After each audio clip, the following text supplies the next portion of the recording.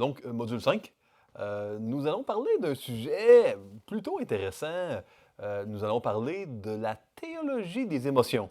Bon, nous allons introduire brièvement, en survol, la théologie des émotions.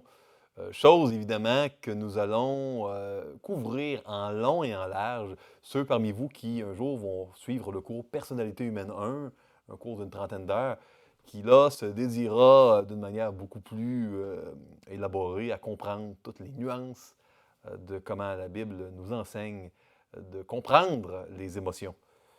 Donc, c'est important de parler de la théologie des émotions parce que les émotions sont très probablement une des idoles culturelles les plus prévalentes en Occident moderne. Les émotions sont comprises comme un compas moral, parfois un guide. Pour certaines personnes, les émotions sont des ressources internes où aller puiser force, courage en moments difficiles. Pour d'autres, les émotions représentent qui nous sommes, notre identité. Malheureusement, toutes les réponses que je viens de vous nommer sont mauvaises, bibliquement parlant. Donc, les émotions sont comprises de tellement de mauvaises manières différentes et trop souvent ignorées par les chrétiens comme étant quelque chose de mauvais, de déchu par la chute. Oui, elles sont déchues comme tout le reste, comme notre raison et comme tout le reste. Et rarement, un chrétien va dire d'ignorer sa raison, mais parfois on parle d'ignorer les émotions. J'aimerais plutôt comprendre quelle est l'essence d'une émotion, pourquoi Dieu nous a créés avec cette faculté de ressentir des choses, et comment, au lieu de réprimer nos émotions, ou de se laisser guider par elles, ce qui n'est pas mieux, comment les valider avec discernement biblique pour que nous puissions utiliser nos émotions de la manière dont Dieu veut qu'on les utilise. Comment vivre la rédemption que Dieu veut exercer au niveau de nos émotions. C'est le sujet dont j'aimerais vous entretenir ici. Un sujet très important, même dans une série de vidéos d'introduction, il faut parler un peu des émotions. Donc, les émotions, oui, sont une partie importante de nous-mêmes.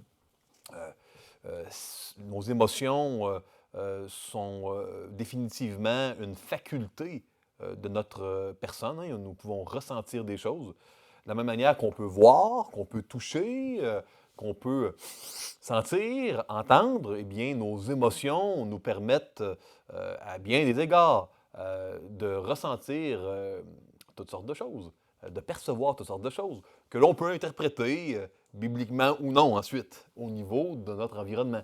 Elles sont souvent mal comprises par notre culture postmoderne, ça c'est certain. On pourrait décortiquer, diviser les émotions certainement en deux parties, si on le voulait. Oui, à la base, derrière une émotion, il y a, on pourrait dire poétiquement, un jugement de l'âme. À la base, tout simplement une évaluation. De la même manière qu'on peut voir des choses, les entendre, les toucher, sentir, goûter, on peut également percevoir toutes sortes de choses avec nos émotions et là, les interpréter, nos émotions, de toutes sortes de manières, valides ou invalides, bibliques ou non. Donc oui, une émotion, c'est une mesure, une évaluation de quelque chose. Et je vous donnerai plein d'exemples dans quelques instants. Ces émotions, elles sont toutes ressenties corporellement. Quand nous sommes en colère, nos muscles peuvent se crisper, notre pouls peut augmenter, la tension augmente. Peut-être êtes-vous parfois effrayé ou anxieux au point d'avoir des nœuds dans l'estomac avec toute la cascade de symptômes gastro-intestinaux que les gens qui sont très anxieux ont parfois. Il est connu et documenté, par exemple, que les gens très anxieux ont souvent une prévalence accrue à avoir des ulcères d'estomac.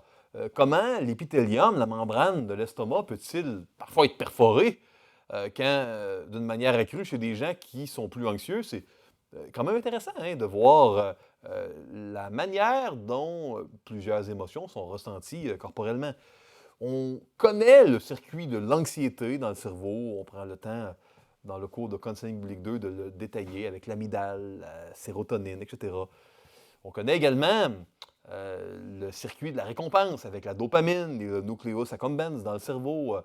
Lui aussi, le circuit décrit quand on parle des dépendances dans Counseling biblique 2.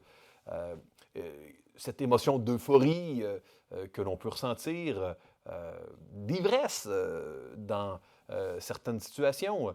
La dopamine, elle est sécrétée quand, par exemple, on a pris un bon repas et plus le repas a été gras ou sucré, ça fait une différence. Hein, la nourriture qui a été ingérée, il y a des récepteurs, des mécanorécepteurs au niveau de l'estomac et le signal est envoyé au nucleus accumbens, dopamine. Donc, là, je pourrais continuer. Les émotions, oui, elles sont, d'un point de vue faculté de l'âme, une évaluation de quelque chose, bonne ou mauvaise, elles sont ressenties corporellement de différentes manières. Maintenant, qu'est-ce que j'entends par humeur? C'est quand une émotion persiste. On parle d'une humeur maussade, triste, quand quelqu'un a de la tristesse durant suffisamment longtemps pour que ça devienne une humeur. Attitude, eh bien là, on est souvent dans une disposition de cœur. Il ne s'agit pas que d'une émotion, c'est ce qu'on fait avec qui détermine l'attitude. Hein. On peut être en colère contre quelque chose qui est mal et on se dire non, je n'ai pas le droit d'être en colère, ça ne vient pas de Dieu et le combattre. Ça, c'est le fait de combattre la colère ou de la laisser prendre place et donner des racines d'amertume. Ça, c'est l'attitude. Donc, l'attitude, c'est comment on gère nos émotions, pas les émotions comme telles. Maintenant, l'affection, c'est définitivement ce qui a de la valeur pour nous. Si vous regardez la définition dans un lexique grec du mot agapé, souvent traduit par amour ou charité dans nos Bibles, vous verrez que c'est de considérer que quelque chose a une grande valeur et d'agir comme tel. De l'affection, c'est une évaluation que quelque chose est précieux, a beaucoup d'importance, a beaucoup de valeur. C'est ça l'affection. Donc, on peut vraiment comprendre ces concepts bibliques d'une manière beaucoup plus précise en allant vérifier quelles sont les définitions. Et ici, je crois que c'est très important de faire la distinction entre une description et une définition. Vous savez, on peut décrire la colère en parlant de pression sanguine, de muscles crispés, d'adrénaline, de froncer les sourcils. Et ça, on décrit la colère. On la définit comme étant, quand on regarde ce que l'essence de la colère est, en fait, quand on regarde ce que le mot orgueil ou thumos, les mots grecs anciens traduits par colère dans nos Bibles, ce qu'il voulait dire au 1er siècle, au moment où Dieu a inspiré sa parole, le Nouveau Testament en grec, c'est quand on ressent une injustice. Donc, quand on est en colère, c'est parce que l'on ressent une injustice, à tort ou à raison. On peut décrire la colère de toutes sortes de manières, corporellement parlant, mais on peut définir la colère d'une seule manière, bibliquement, par ce que les mots voulaient dire au moment où ils ont été, la parole de Dieu a été inspirée. Hein. Et ça, c'est très important dans le counseling biblique. Quand on veut bien appliquer la Bible d'une manière non simpliste à notre vie ou à la vie de quelqu'un d'autre, et que là, on parle de colère, de honte, de tristesse, les petites nuances avec lesquelles, parfois, il y a des distinctions entre la définition contemporaine d'un mot et celle de Dieu, là, ça devient très intéressant et des petites nuances font parfois un monde de différence. Pourquoi Dieu a-t-il créé l'homme et la femme à son image? Nous l'avons vu un peu plus tôt. C'était vraiment pour sa gloire que Dieu a mis dans cette statue vivante qu'est l'être humain son image. Et certainement, on pourrait définir notre identité dans l'empreinte unique et distincte dont l'image de Dieu est présente en chaque être humain. Nous avons tous et toutes l'image du même Dieu. Et pourtant, cette empreinte, elle est distincte, elle est différente chez chacun de nous. Donc ça, c'est particulier. Hein? On aurait pu dire, si on a l'image de Dieu, on va être pas mal tous similaires, mais notre Dieu est infini. Donc son image peut être distincte tout en étant valide et juste. Ça, c'est l'identité. L'identité, elle a changé quand nous sommes devenus la propriété de notre Seigneur. Et ultimement, elle n'est pas déterminée par nos péchés passés, par nos affections présentes, par nos désirs, par nos goûts, par nos habilités non plus. On peut aimer la nourriture italienne un jour et ne plus l'aimer après, c'est pas qui on est. On peut être très, très bon en football et un jour et plus tard aimer davantage le tennis, c'est pas qui on est. Euh, Ce n'est pas nos habiletés artistiques, intellectuelles, ça change ça aussi. Euh, Notre identité, c'est l'empreinte de Dieu en nous. Et comme C.S. Lewis le dit si bien, plus chez un croyant, une croyante, un enfant de Dieu, l'Esprit Saint restaure l'image de Dieu en nous, plus nous redevenons semblables à qui nous aurions dû être. En d'autres mots, si on veut se retrouver qui on est, il ne faut pas aller dans le passé, il faut aller dans le futur. Plus on grandit en Christ, plus on devient vraiment qui on est. Qui nous étions, ce que nous étions n'est certainement pas le vrai moi qui, lui, est restauré par Dieu. Hein? Ça, c'est très important de le savoir. Euh, Ici, maintenant, la question importante, c'est ces émotions qui ne sont donc pas notre identité, ni notre compas moral, comment les définir et les analyser bibliquement. Bon, j'aimerais faire un survol et regarder seulement quelques-unes des émotions les plus courantes pour ensuite vous donner une définition très très simple. Une définition que je n'ai pas inventée, qui est cohérente avec ce que les mots voulaient dire au moment où la Bible a été inspirée en hébreu, en grec et en araméen. Donc, une fois que nous connaissons d'une manière précise la définition d'une émotion, les questions résultantes sont simples. C'est de savoir si ces émotions sont ressenties à tort ou à raison. Et quand on ressent une émotion à tort, on est en colère contre notre épouse, notre époux, et on pense qu'on ne devrait pas. L'attitude, souvenez-vous, c'est de combattre l'émotion. On ne peut pas peser sur un bouton et l'éliminer, mais on peut combattre. Il y a plein de commandements dans les Écritures qui nous commandent d'avoir ou de rechercher une émotion. Hein? J'en ai parlé un peu plus tôt, de se réjouir en Dieu. C'est un commandement. Hein? On oublie parfois que Dieu nous commande de rechercher des émotions. Jacques nous commande d'être affligé quand il y a un péché. Hein? Et dans la première épître aux Thessaloniciens, au chapitre 5, il y a un impératif, un commandement de la gratitude, de rendre toujours grâce, d'être reconnaissant. Donc, la liste continue ici. Et là, il faut amener une nuance. Le ressenti corporel peut être dépendant de notre santé physique et de notre corps. Donc, peut-être que depuis le débalancement de votre glande thyroïde, vous êtes envahi par une tristesse terrible qui ne semble pas cohérente avec quoi que ce soit qui a changé dans votre vie. Et là, c'est le ressenti corporel qui amène une émotion qui n'est pas tant un jugement de l'âme, mais plutôt le rappel douloureux d'un corps qui est brisé par le péché, hein, qui est déréglé comme tout le reste. Donc, comment gérer nos émotions? 3 mauvaises manières. Ne pas les laisser nous guider, comme si c'était la parole de Dieu, notre compas moral. Pas nous paralyser non plus. Ne pas les bloquer. Les émotions, il ne faut pas les bloquer en disant c'est pas bon, on les réprime. C'est une bonne chose, les émotions. Il faut les valider. Notre raison doit être validée à l'aide de la parole de Dieu. Si votre raison vous dit que vous devriez tuer votre voisin et ensuite mettre fin à vos jours, vous suicider. Et vous êtes convaincu, votre raison semble vous indiquer, parce que vous avez lu et, ça quelque part et on vous incite à le faire, mais que vos émotions vous disent que ça sonne pas rond, ça sent mauvais. Peut-être qu'il faut remettre en question votre raison, demander conseil à d'autres, parce que vos émotions sonnent l'alarme. Hein? Vous avez un drapeau rouge que vos émotions vous amènent à ressentir. La raison, elle est déchue par la chute. Hein? Elle n'est pas infaillible. C'est la parole de Dieu qui est infaillible, pas notre raison. Maintenant, plus souvent que la raison, peut-être, parfois, nos émotions, on peut avoir le goût détriper peut-être un de nos proches, mais certainement, vous devez résister. Hein? Vous ne devez pas étriper vos amis, vos enfants, votre mari, votre épouse.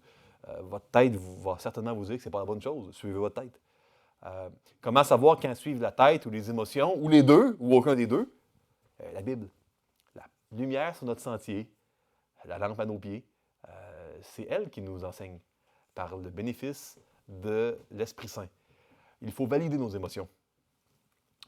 Comment voir le cœur et les émotions bibliquement?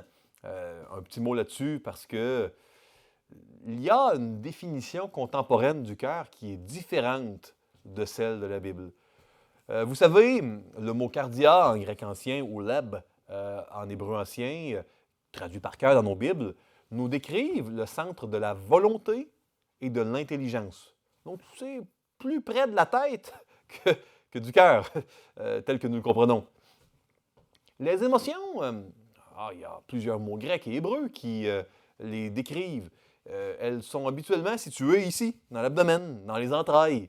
Et il y a plusieurs mots pour parler des émotions. Mais quand vous lisez un verset qui parle du cœur, on parle de la volonté, de l'intelligence, des affections. Mais les émotions, ça, c'est les entrailles, les grands désirs, les passions, les souffrances, passions sexuelles, entrailles, ventre, sein, siège des émotions, reins, entrailles.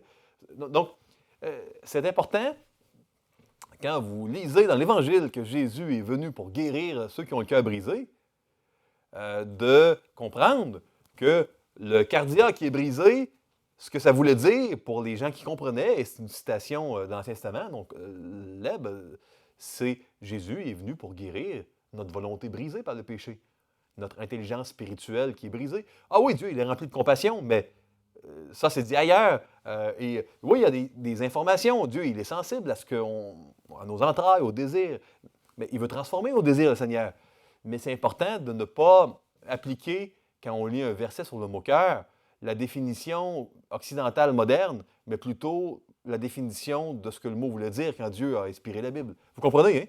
Et c'est important quand on applique, on connecte la parole de Dieu à notre vie, de la connecter d'une manière qui est saine, qui est exégétiquement correcte et non d'une manière qui comporte des erreurs d'exégèse. Donc, le cœur, oui, on doit suivre notre cœur, mais pas nos entrailles. Et souvent, quand les gens parlent de suivre leur cœur, ils parlent de suivre leurs émotions. Mais on doit suivre notre affection spirituelle, notre volonté spirituelle. J'ai entendu parfois des gens dire « Oui, ça doit descendre de la tête au cœur. Vous ne trouverez pas ça dans la Bible. S'il y a de quoi, la Bible dit plutôt que les choses doivent remonter des entrailles à la tête, mais bon, c'est rare que... Parce que le cœur, il est ici, pas là. Donc, on ne doit pas suivre notre ventre, mais la tête, mais bon, c'est rare que l'on articule les choses ainsi. Hein? Je le mentionne comme ça. Hein? Donc, on peut habituellement définir les émotions dans 3 catégories. D'un point de vue physiologique, médical, biologique, on peut définir les émotions en affect sensoriel, affect homéostatique et affect cérébral. L'affect sensoriel, ce sont, écoutez,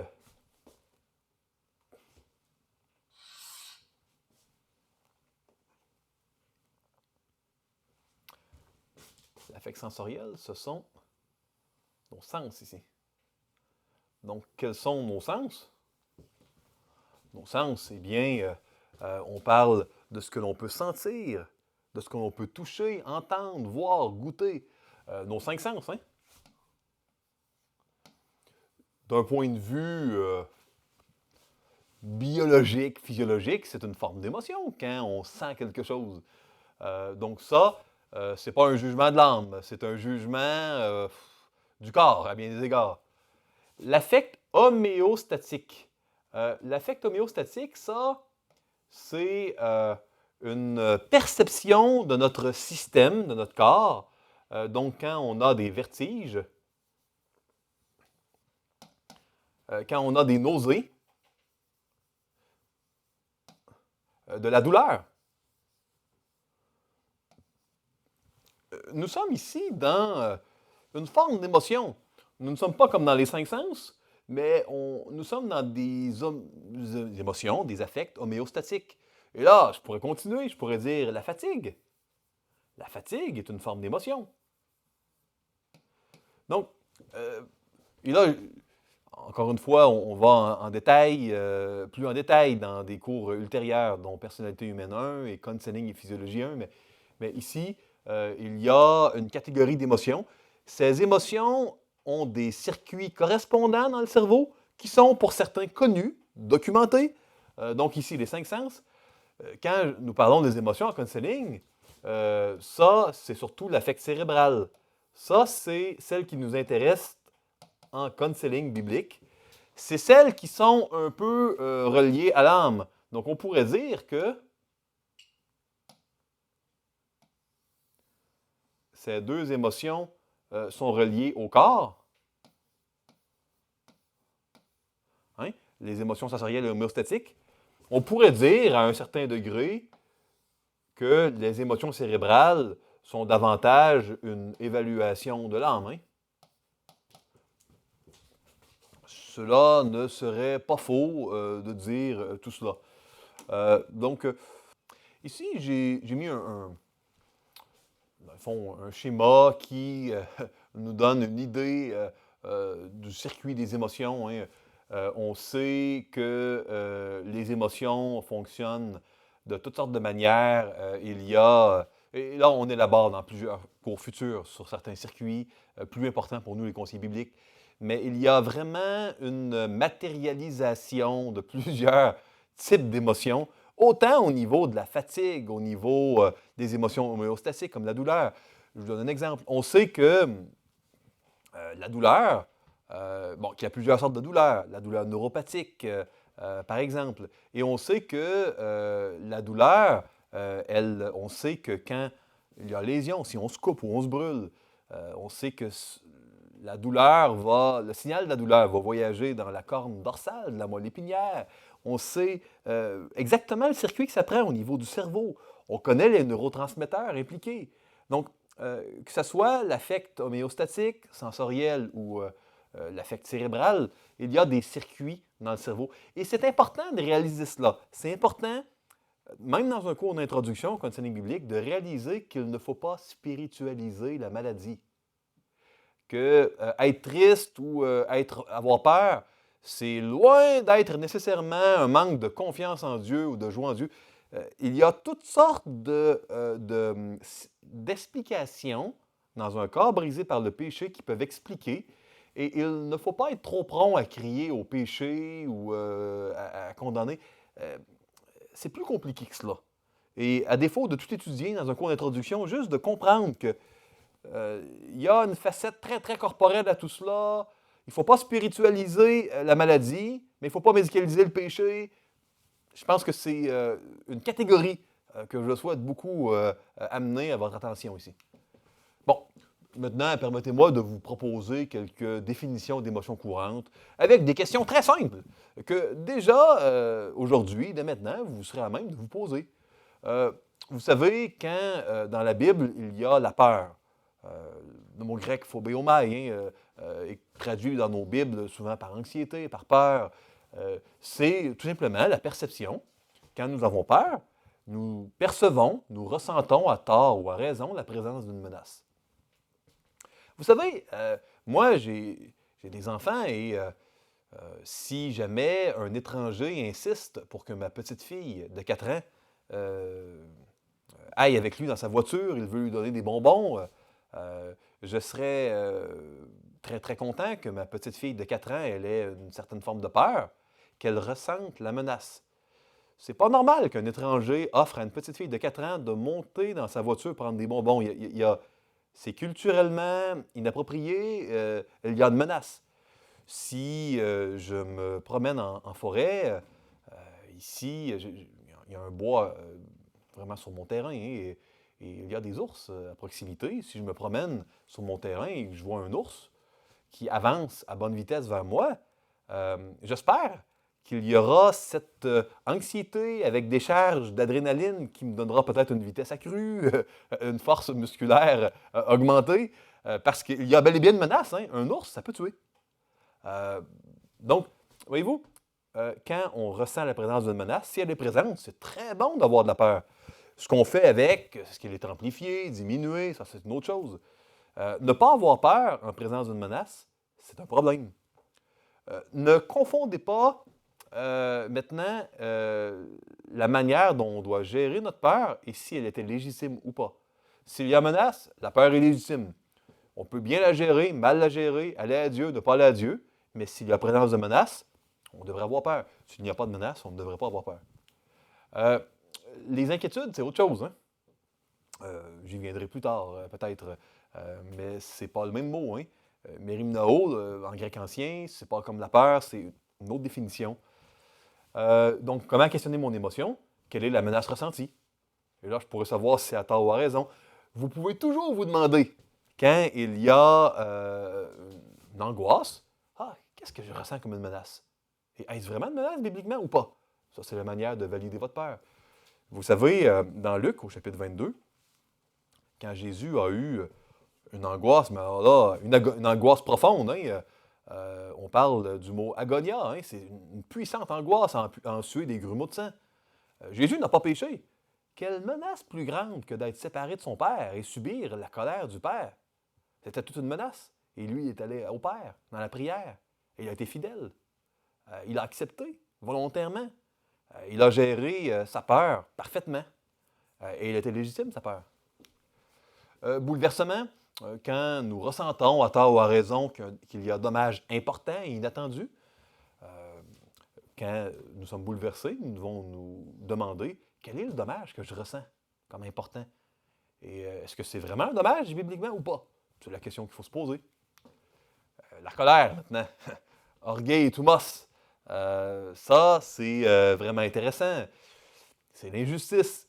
Est-ce que si vous êtes irrité, frustré, en colère, enragé, à la base, c'est de la colère. Et la colère, c'est quand on ressent une injustice. Et bien souvent, quand on est en colère, il n'y a pas vraiment d'injustice.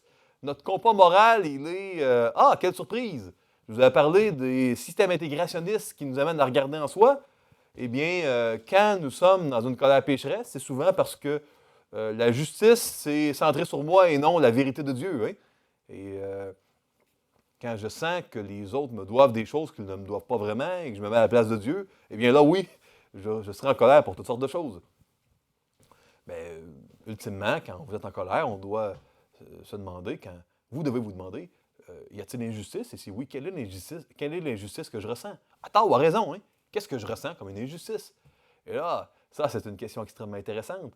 Si vous êtes assez courageux pour vous poser la question, là, vous allez avoir toutes sortes de réponses. Et parfois, ça sera très difficile de jongler avec cela.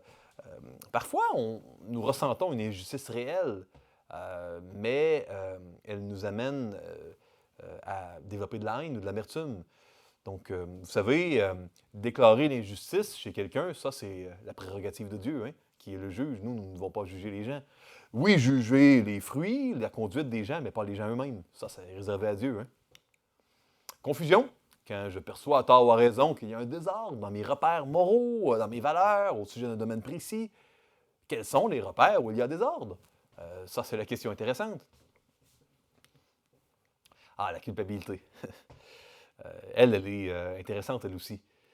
Je vous ai cité hein, Romains 8.1, hein, il n'y aura plus de condamnation, mais katakrima en grec, ça pourrait être traduit par verdict de culpabilité. Hein, nous sommes dans le même registre. Perception, à tort ou à raison, que l'on mérite un châtiment, que nous sommes condamnables. Qu'est-ce qui m'amène à ressentir, à tort ou à raison, que je mérite un châtiment ici? Et il faut se souvenir qu'il n'y en aura plus de condamnation. Plus de châtiment pour ça en Jésus-Christ. La bonne émotion que nous devons rechercher quand nous péchons, c'est la tristesse, selon Dieu, qui mène à la repentance dont on ne sera pas en point. Elle est souvent appelée, cette tristesse, selon Dieu, la bonne culpabilité. Mais comme vous ne retrouverez jamais le mot katakrima en grec dans le Nouveau Testament utilisé d'une manière positive pour un chrétien, pas une fois, comme la réaction de Dieu dans Éphésiens, ou que nous, on doit avoir, c'est de la tristesse, j'aime mieux appeler ça de la tristesse. Mais je reconnais qu'on peut l'appeler de la bonne culpabilité. Je ne ferai pas de guerre de sémantique avec vous. Mais bon, ce que vous appelez peut-être la bonne culpabilité ou la tristesse selon Dieu, si nous sommes très littéral, c'est quand on perçoit qu'il y a un dommage. La culpabilité, elle, c'est qu'on mérite un châtiment, que nous sommes châtiables, condamnables. Elle, nous ne devrions plus jamais être d'accord avec notre culpabilité comme enfants de Dieu. Oui, d'accord avec notre tristesse quand on pêche. Ça se ressemble, hein? Mais bibliquement, c'est différent. La Bible fait une distinction. C'est une bonne nouvelle, ça. Nous pouvons désormais être toujours en désaccord que nous méritons d'un point de vue théologique, un châtiment. Et parfois, c'est un déprogrammage important de se rentrer dans la tête cette vérité qui parfois a été inculquée vraiment dans son sens opposé. Hein. Il y a un mensonge, à savoir que Dieu est irrité contre nous. Dieu ne sera plus jamais irrité contre ses enfants. Triste parfois, plus jamais en colère. La colère a été parfaitement déversée sur Christ et Dieu n'est pas injuste pour être en colère 2 fois sur le même péché. Déception, quand on perçoit à tort ou à raison que des attentes raisonnables n'ont pas été atteintes. Si on est déçu de quelqu'un, quelles sont les attentes raisonnables non atteintes? Est-ce qu'elles étaient raisonnables ou pas? Est-ce qu'elles ont vraiment été non atteintes? Et là, il y a toute la manière de gérer la déception. Découragement. Perception à tort ou à raison qu'il n'est plus raisonnable et réaliste d'espérer quelque chose. Qu'est-ce qui fait qu'il n'est plus raisonnable d'espérer quelque chose, à tort ou à raison? Être séduit. La perception d'être fortement attiré par quelqu'un, être tenu sous son charme. Ici, nous sommes dans le registre de l'affection. Hein? Nos affections nous amènent à être séduits par des choses qui peuvent être mauvaises ou qui peuvent être bonnes. Nos affections spirituelles, d'une certaine manière, et ce mot n'est, je crois, jamais utilisé dans les Écritures dans un sens positif, mais d'une manière générique, on pourrait dire que notre amour, notre affection envers Dieu peut nous amener à avoir également énormément d'affection spirituelle. Mais le mot est utilisé habituellement avec une connotation négative. Exaltation, la perception, à tort ou à raison, d'un état de bien-être. Fatigue, ça c'est un affect homéostatique. Hein? C'est quand on perçoit qu'on a besoin de repos pour fonctionner normalement. Sinon, il y aura préjudice. Gratitude, la perception, à tort ou à raison, qu'un individu nous a fait du bien. L'hésitation, la perception, à tort ou à raison, de ne pas savoir quelle est la meilleure option pour une décision. On hésite entre une décision ou une autre. On ne sait pas quelle est la meilleure. C'est ça, l'hésitation. La honte. Et là, ici, je parle de la mauvaise honte. Il y a 2 mots en grec dans le Nouveau Testament qui sont malheureusement toujours traduits par honte en français. Nous n'avons qu'un mot pour la honte, mais en grec, il y en avait 2. Et pour couronner le tout, il y avait ketas kunemai, la mauvaise honte, et pas kunemai, la bonne honte. Et c'est pour ça qu'on va parfois dire, bon, mettez-le sous discipline afin qu'il en éprouve la honte, versus c'est une honte que d'avoir des cheveux longs. Puis là, il y a un contexte à tout ça. Là. Si vous avez des cheveux longs, messieurs, ne soyez pas couverts de honte présentement. Il y a un contexte historique à ces paroles du Nouveau Testament que je viens de vous citer. Donc ici, la honte, la mauvaise honte, c'est quand on perçoit à tort ou à raison que l'on a été sali, que l'on est sale. Est-ce que c'est vrai? Est-ce que c'est pas vrai? Humiliation, la perception d'être vu devant une ou plusieurs personnes comme étant de basse valeur. Pas pesant d'un point de vue biblique. Notre Messie, nous dit le prophète Ésaïe, il a été méprisé, humilié, traité à bien des égards comme un moins que rien, à notre place. Incrédulité, la perception, le ressenti, à tort ou à raison, qu'une parole n'est pas digne de confiance. Ça, c'est intéressant. Est-ce à tort ou à raison? La jalousie. Et là, j'ai donné la définition un peu plus du Nouveau Testament. Le mot hébraïque, traduit par jalousie dans l'Ancien, a un sens légèrement différent. Dans le Nouveau Testament, la jalousie pourrait être définie comme le ressenti de perdre quelque chose, que je crois qu'il m'appartient exclusivement. Dans l'Ancien Testament, il y a un aspect de zèle très, très important, être très zélé dans une relation exclusive. Donc, ça se ressemble beaucoup, là, mais c'est un peu différent. La joie, hein, Kara, réjouissez-vous toujours. Donc, la perception qu'une aspiration importante est atteinte ou en voie de l'être. C'est pour ça qu'on doit toujours se réjouir dans le Seigneur. Parce que on doit entretenir une aspiration importante d'être content en Jésus. Et cela a été sécurisé à la croix. À ce point-ci, nous devrions être toujours en train d'aspirer à la joie en Dieu. Parce qu'on doit avoir les yeux fixés sur l'invisible, sur les choses d'en haut, pas sur les terrestres qui sont sur la terre. Nostalgie, perception à tort ou à raison d'une perte d'un objet familier. Quel est l'objet précieux que je ressens avoir perdu? Scandalizo en grec, hein, la perception à tort ou à raison qu'une grande injustice a été faite due à une parole ou une action de quelqu'un. Quelle est cette grande injustice? Est-ce qu'elle est présente? Est-ce qu'elle est là à tort ou à raison? Tristesse, loupé. La perception qu'une perte ou que quelque chose de précieux qui a été abîmé, la perception d'un dommage. Quel est ce dommage ressenti? Est-il là à tort? Est-il ressenti à raison? Ce sont quelques émotions plus courantes dont je vous ai proposé une définition très très simple, simplifiée un peu. Non pas une description, hein, une définition biblique dans le but de décrire votre expérience avec les catégories que Dieu vous donne dans sa parole, dans son traité d'alliance. Et plus nous nous astreignons à articuler notre réalité d'une manière biblique, plus c'est facile de connecter la Bible. Plus nous articulons notre réalité, nos joies, nos peines avec un langage complètement étranger, chargé de présuppositions extérieures aux Écritures, eh bien, plus c'est difficile et la Bible devient externe et peu applicable. Donc, c'est très intéressant de chercher à articuler d'une manière biblique les choses qui sont importantes pour nous et pour nos amis. Cela complète ce survol de théologie des émotions. Nous allons maintenant prendre une pause.